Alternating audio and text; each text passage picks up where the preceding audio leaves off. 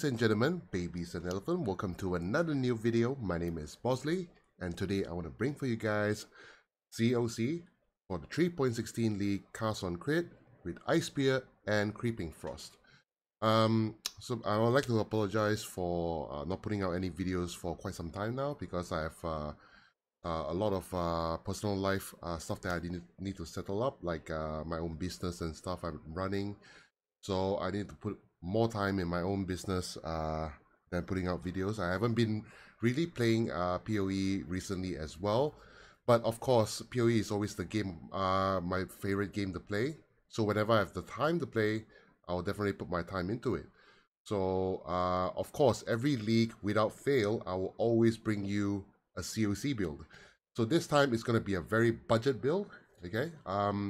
So the whole cost of the build, I will definitely say it will be less than 100 chaos, and it will definitely be able to bring you up to at least tier 10 maps, because that's what I'm been running right now.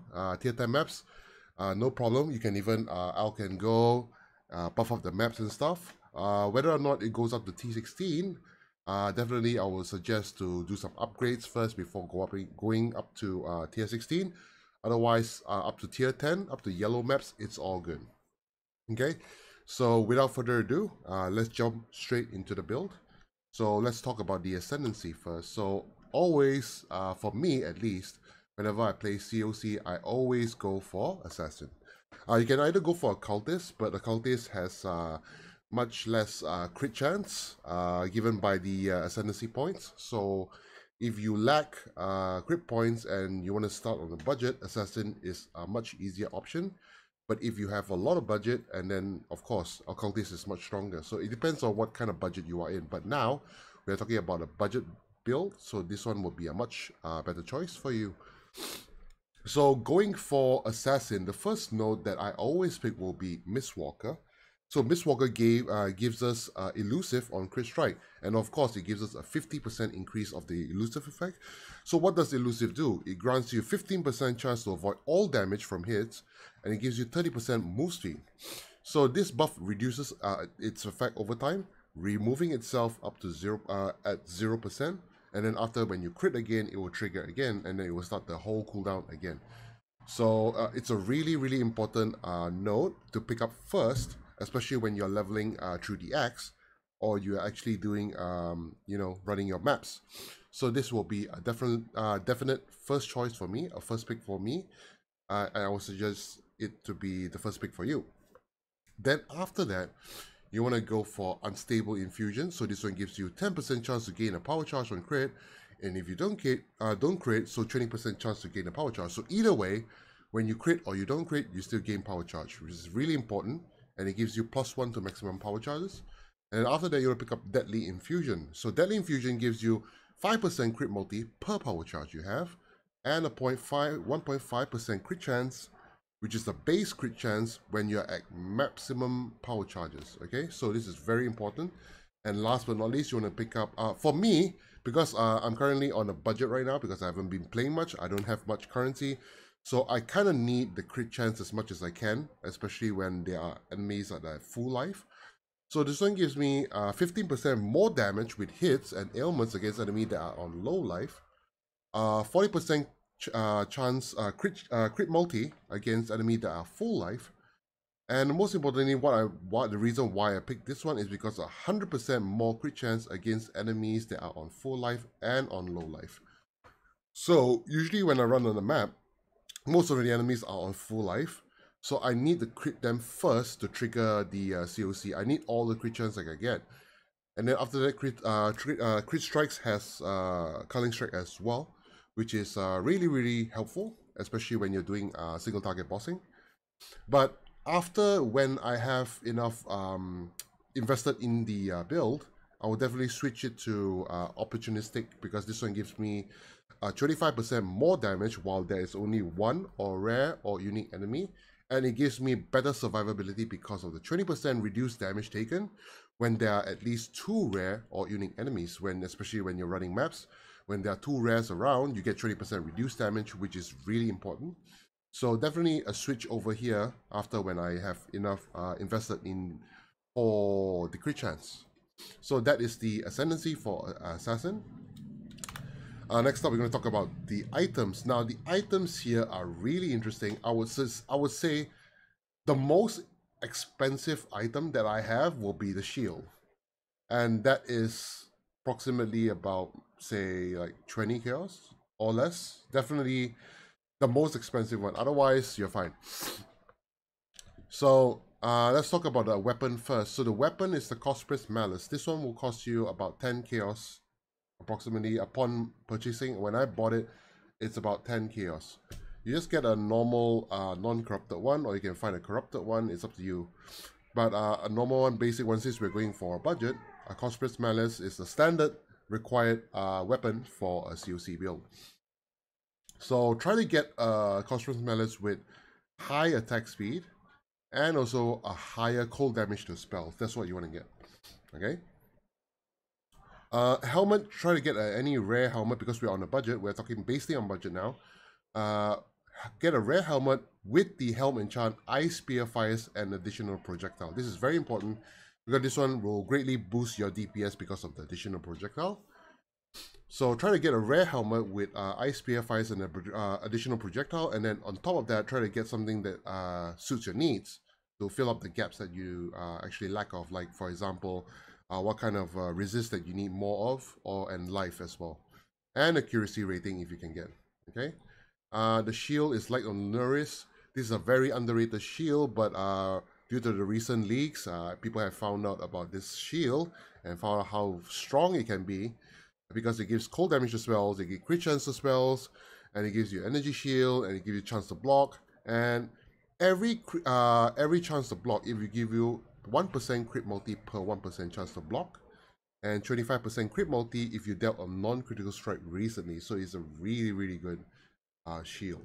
Okay, and then the rings will be running both rare rings, mainly just some accuracy and some resist and some life. And this one, I got the Cursed Enemy on Frostbite on hit with the cold damage against shield of frozen enemies. So this ring, you can probably pick it up for less than 10 chaos. This ring, probably less than 5 chaos or 10 chaos. There you go. And next up, we're going to talk about the gauntlets. So the weapon, the gloves. We're having the gloves with cold and lightning resist with some dexterity, because we need the dexterity for equipping the Cospress Malice. So the gloves here has the additional increased damage against hits against shield enemies as well. That's what you really want to try to get. That's mainly the gloves, mainly just to fill up the gaps, get some dexterity, and increase damage with hits against shield enemies. But if you can't get that, you're still quite on a budget. Don't worry about it. It's not the biggest deal in the world. For the belt, main important thing you want to get is the increased cooldown recovery rate, so that will help us with the proc rate for the cast on crit. So you need at least 14%, okay? So at least 14% you get cooldown recovery rate. That's good enough for you, especially on budget builds, to trigger the CoC more often. For more detailed CoC proc rate, you need to go and check on Reddit or YouTube. I'm not going to waste my time explaining here, okay? So mostly, importantly, get the cooldown recovery rate of 14%, and after that, whatever that you're short of, get it. For the boots, because we're on the budget, I'm using Void Walker. The main reason why, because the projectile pierces 5 additional targets while you have phasing. So most of the time you'll be phasing, because when you kill, and when you are phasing, you will pierce 5 additional targets. So it will help us with the clear speed, especially when you're doing Scourge. It will pierce everything, almost everything actually. 5 additional targets. So this is the most important thing. Secondly, we get the dexterity out of it, so we can actually equip our Cospress Malice. Some move speed, and it gives us a little bit of a survivability, because you can avoid projectiles while phasing. So that's quite good. Okay. So that is the boots, and that's the the amulet. So amulet is a really cheap amulet. I'm just using a career ward. So this one gives me 30% increase projectile speed, and increase projectile damage, and it give me some move speed because it gives you some dexterity and strength and some accuracy. Very simple, straightforward, exactly everything that we need. I haven't even anointed the amulet yet, but so far it's still okay. Next up, we're going to talk about the skill gems. So the main skill gems will be Cyclone, linked with Inspiration to reduce the mana cost, Creeping Frost, Cast on Crit, Ice Spear, and GMP. So that is the main 6-link. Triggering on the Crossbreed's Malice will be the GMP, Ice Spear, and Inspiration. So we are basically running 2 Ice Spears with GMP and then 1 Creeping Frost. Okay, so those are the main skills. So this one will be triggering automatically. So that our mana will consume because of trigger rate. Because of the new 3.16 update, the mana reservation for the triggering skills doesn't cost that much anymore, and because of the new league, we get really good mana reservation efficiency, which is the new term right now. So actually, we have really good mana sustain whenever we trigger for CoC as well. So which is really good, especially for a lot of the builds that are not playing aura stacking or whatever builds like that. As long as you pick the efficiency, you get a lot of mana to spare. So it's really good what they did for this league, and I'm really happy with the result. Next up, we're going to talk about the helmet links. We'll be using, here will be Vortex with Elemental Weakness, Bone Chill, and Hex Touch support, so we can trigger our Elemental Weakness. So we're running 2 curses. We're running Frostbite and Elemental Weakness. On the on the armor, on the shield, I'm just using Clarity. Potentially you'll be able to use more skill gems because you can use the tainted Jeweler's Orb to make it more sockets. I haven't got around that yet, but soon. On the gloves will be Hatred, Herald of Vice, and Precision, the 3 auras that we are running, and Clarity, and Summon Ice Golem for more crit chance and accuracy as well. And for the boots, we are using Steel Skin and Increased Duration. So this trick here is what you do if you put Steel Skin on your left click, which is your move. So when you're moving around, it will automatically trigger Steel Skin whenever it's available, which is really cool. You can just put it there, and it's a kind of a easier way to trigger it, you know, so you don't have to go out of your way and click another button just to trigger it. So just put it on the left click, increase duration to make it last longer, and second wind with dash, our mobility skill. Quite straightforward, very simple. Next up, we're going to talk about the Flask choices. So the Flask here, we are using Life Flask with immunity to bleeding and corrupted blood. Ruby Flask to give us 2 additional projectiles.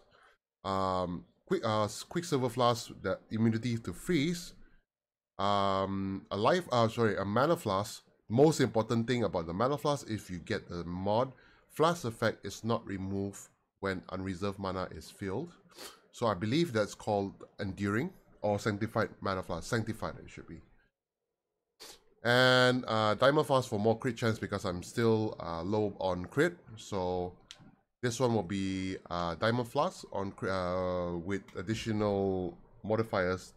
This one I haven't got around to changed about it yet, but potentially you can get anything that can help your build.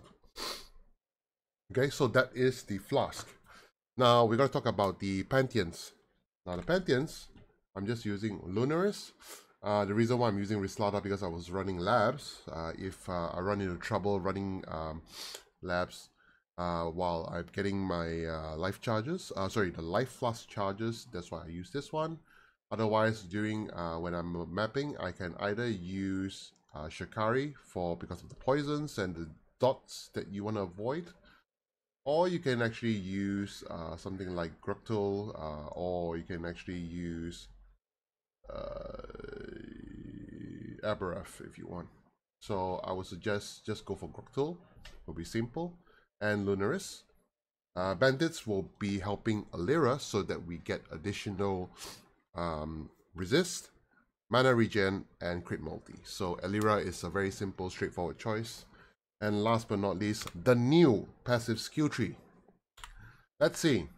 how do we go about the new passive skill tree and how do we maximize the potential? Now, we're going to start over here. And then we're going to move all the way up and pick up Blood Siphon first so we get additional life and life gain on kill. And then, after that, you want to pick up Assassinate. Assassination for crit multi and crit chance. And Cold-Hearted Calculation for some intelligence, damage, and mana regen. Actually, you don't need these two nodes. I'm going to change it soon. I'm going to pick this off and then pick something else that's more important. But at the beginning, you can pick this first. And then you don't have to pick up the power charges nodes first as you're leveling if you're playing through the X, but I'm assuming that you're not playing X anymore and you're trying to switch to another build just to try it out. Pick up Blood Drinker here to recover life on kill.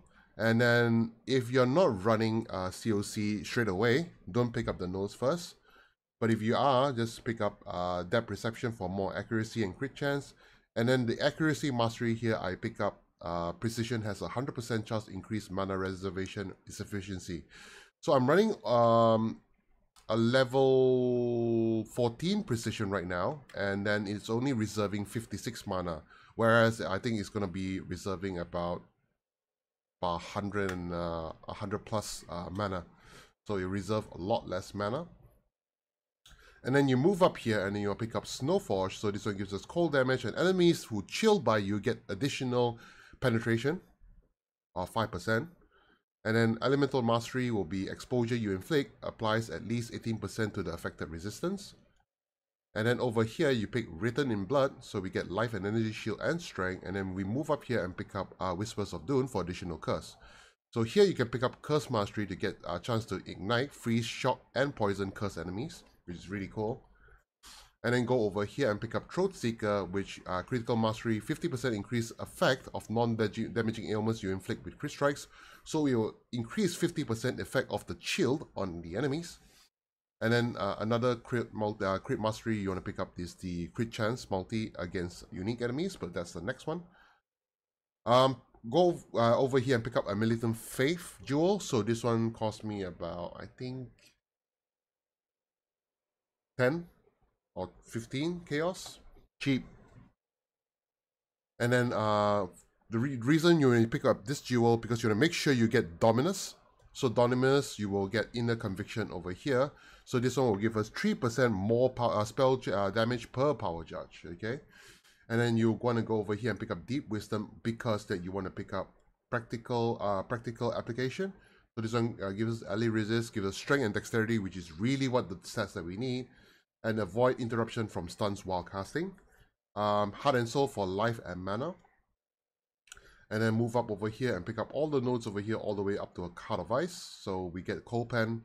And then after that, Cold Mastery, because cold exposure you inflict applies additional 5% to cold resistances. And over here, Disciple of the Forbidden for all the power charges benefits. So here you get 8% mana regen per power charge. Here you get 8% crit chance per power charge. Here you get 5% crit multi per power charge.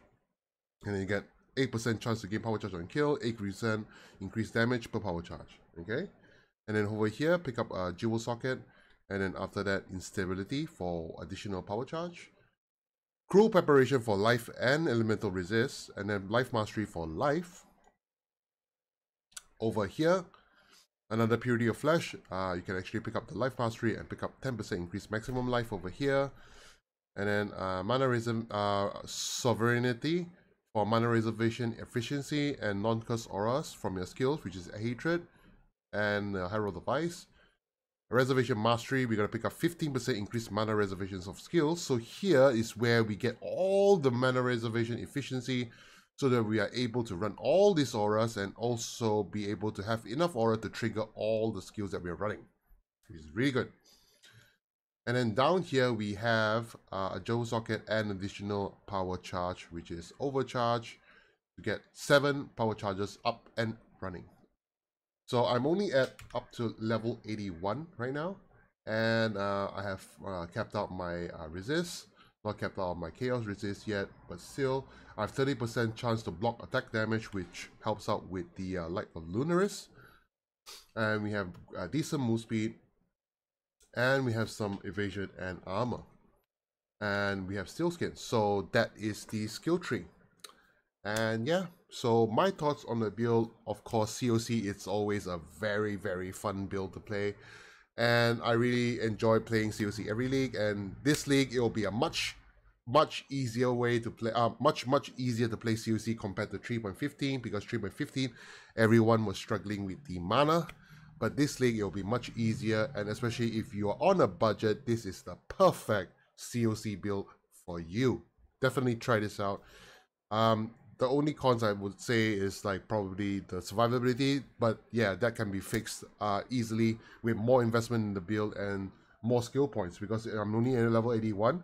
Potentially I can get another additional 10 to 15 skill points to invest in the tree, so I can get better skills, better nodes to help with my survivability. Otherwise, other than that, everything's all good. So yeah, if you have any comments or suggestions of the build, please drop a comment down below in the comment section.